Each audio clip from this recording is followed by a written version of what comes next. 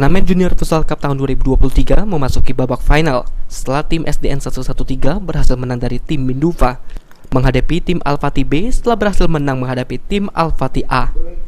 Pertandingan di babak pertama, tim SD 113 berhasil mencetak gol terlebih dahulu dan merubah skor menjadi 1-0. Namun tak selang berapa lama, tim SD Al-Fatih mampu menyamakan kedudukan menjadi 1-1.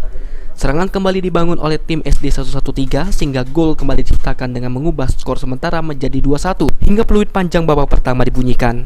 Babak kedua pertandingan sangat sengit setelah tim Al-Fatih kembali berhasil menyamakan kedudukan menjadi 2-2 hingga peluit panjang babak kedua dibunyikan, skor tidak berubah sehingga pertandingan dilanjutkan dengan penalti. Hasilnya Al-Fatih menang dengan skor 3-2 setelah satu pemain SD 113 gagal mencetak gol.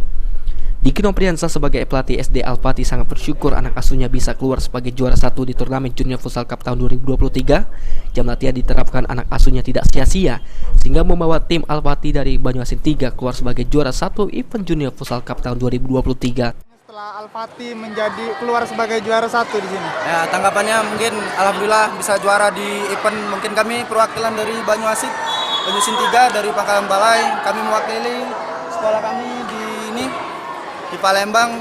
Ya, kami mungkin gak banyak yang kami ucapkan. Terima kasih pihak sekolah sudah membantu, ya, pada orang tua juga sudah membantu kami dalam menyukseskan anak-anak juara satu.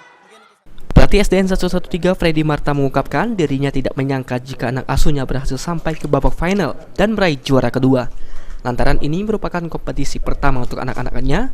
Selain itu tidak ada persiapan khusus untuk mengikuti turnamen Junior Futsal Cup tahun 2023 ini. Berhasil mendapatkan juara 2 di turnamen ini, Kak? Ya senang, tidak nyangka karena ini turnamen pertama, belum pernah latihan. Tahu-tahu ada turnamen langsung ikut tanpa latihan, berhasil masuk final. Oke, berarti ini turnamen pertama, Kak? Pertama untuk kelas 3 dan 4. Eki Saputra, PAL TV.